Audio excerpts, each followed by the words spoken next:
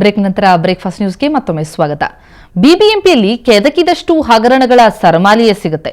ಅದರ ಪಟ್ಟಿಗೆ ಈಗ ರಾಜರಾಜೇಶ್ವರಿ ನಗರದಲ್ಲಿ ಟಿಡಿಆರ್ನಲ್ಲಿ ನಡೆದಿರುವಂತಹ ಹಗರಣ ಸೇರ್ಪಡೆಯಾಗಿದೆ.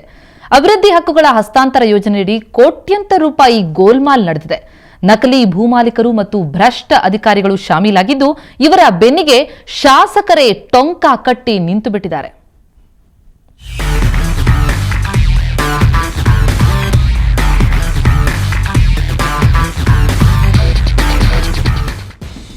ಇದು ರಾಜರಾಜೇಶ್ವರಿ ನಗರದ ಜವರೇಗೌಡರ ದೊಡ್ಡಿ. ಇಲ್ಲಿ ರಸ್ತೆ ನಿರ್ಮಾಣಕ್ಕಾಗಿ ಬಿಬಿಎಂಪಿ ಭೂ ಸ್ವಾಧೀನಕ್ಕೆ ಮುಂದಾಗಿತ್ತು. ಅದು ಟಿಡಿಆರ್ ಅಂದ್ರೆ ಅಭಿವೃದ್ಧಿ ಹಕ್ಕುಗಳ ಹಸ್ತಾಂತರ ಯೋಜನೆ ಮೂಲಕ ಸ್ವಾಧೀನ ಪ್ರಕ್ರಿಯೆ ಆರಂಭಿಸಿತ್ತು. ಈ ಪ್ರಕ್ರಿಯೆಯಲ್ಲಿ ಕೋಟ್ಯಂತರ ರೂಪಾಯಿ ಪರಿಹಾರ ಸಿಗೋ ವಿಷಯ ತಿಳಿದಿದ್ದೇ ತಡ ಕೆಲ ನಕಲಿ ಭೂಮಾಲೀಕರು ಚುರುಕಾಗ್ಬಿಟ್ರು. ನಕಲಿ ದಾಖಲೆ, ನಕಲಿ ಭೂನಕ್ಷೆಯು ಸಿದ್ಧವಾಗಿ ಬಿಡ್ತು. ಇದರಲ್ಲಿ ಪ್ರಮುಖವಾಗಿ ಕಾಣಿಸಿಕೊಂಡದ್ದು ಪುಟ್ಟಸ್ವಾಮಿ ಎಂಬ ಭೂಮಾಲೀಕ ಹಾಗೂ ಸ್ಥಳೀಯ ಶಾಸಕ.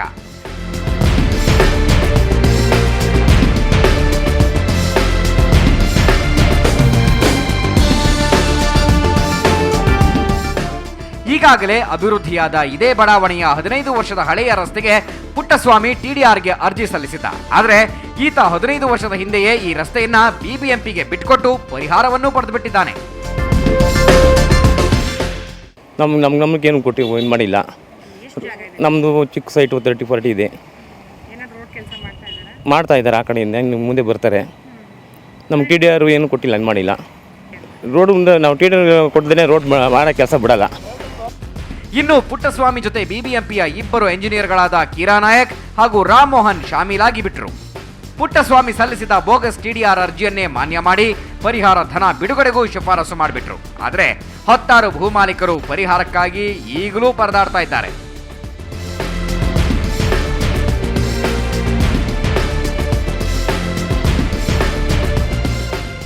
ಟಿಡಿಆರ್ ನಮ್ಗೆ ಯಾವುದು ಬಂದಿಲ್ಲ.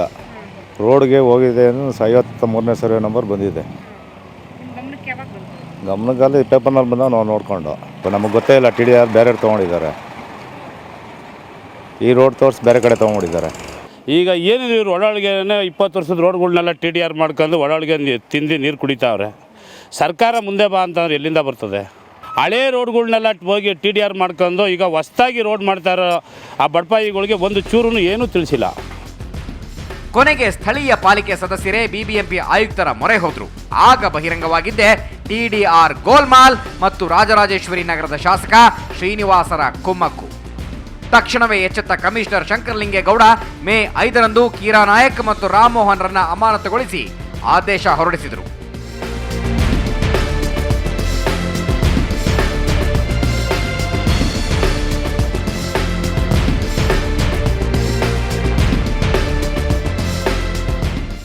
ಎಂಜಿನಿಯರ್ಗಳ ಬೆನ್ನಿಗೆ ನಿಂತ ಶಾಸಕರು ಮೇ 8ರಂದು ಕಮಿಷನರ್ಗೆ ಪತ್ರ ಬರೆದರು. ಎಂಜಿನಿಯರ್ಗಳ ಅಮಾನತು ಆದೇಶ ರದ್ದುಪಡಿಸುವಂತೆ ಫರ್ಮಾನು ಹೊರಡಿಸಿದ್ರು.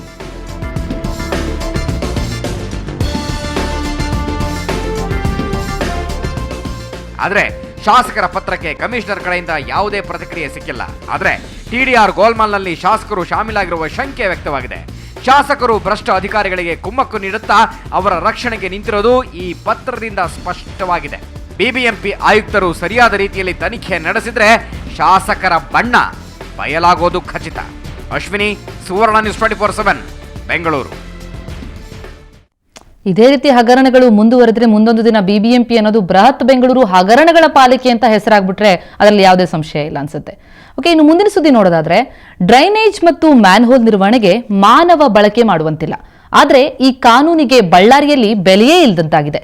ಸಫಾಯಿ ಕರ್ಮಚಾರಿಗಳಿಂದ ಬಸ್ ನಿಲ್ದಾಣದಲ್ಲಿ ಮಲ ಬಳಿಯುವ ಕೆಲಸ ಮಾಡಿಸಲಾಗ್ತಾ ಇದೆ. ಇನ್ನು ಅಧಿಕಾರಿಗಳದ್ದೋ ಉಡಾಫೆ ಉತ್ತರ.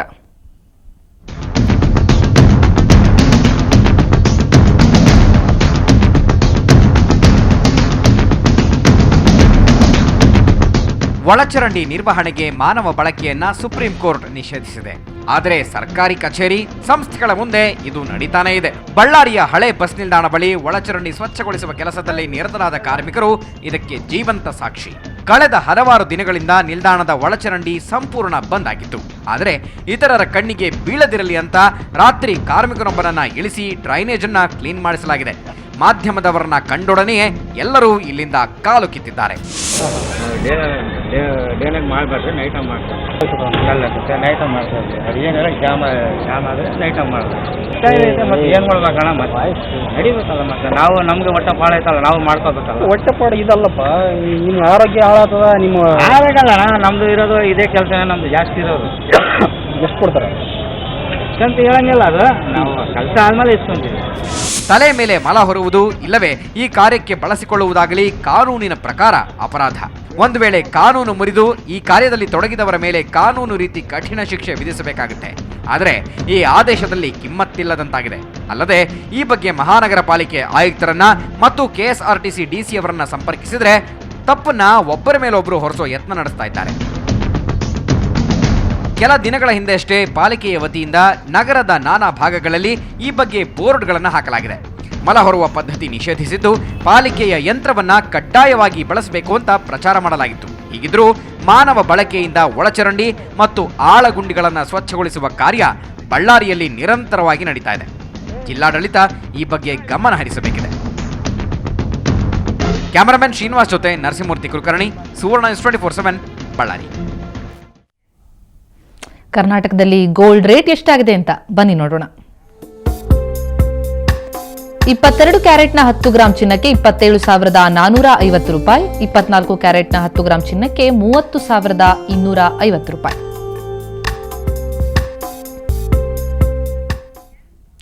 ಇನ್ನು ಸಾಕಷ್ಟು ಇಂಟ್ರೆಸ್ಟಿಂಗ್ ಸುದ್ದಿಗಳು ಬಾಕಿ ಇವೆ ಬ್ರೇಕ್ಫಾಸ್ಟ್ ನ್ಯೂಸ್ನಲ್ಲಿ. ನೋಡೋಣ ಒಂದು ಪುಟ್ಟ ಬ್ರೇಕ್ನ ನಂತರ.